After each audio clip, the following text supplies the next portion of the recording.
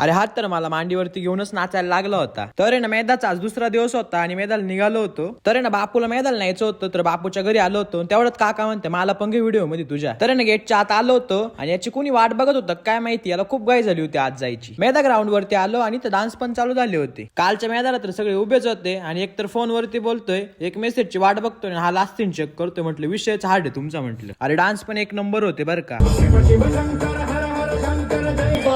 वो किसना है, वो किसना है, वो किसना है, अन्य कंपा पे सारो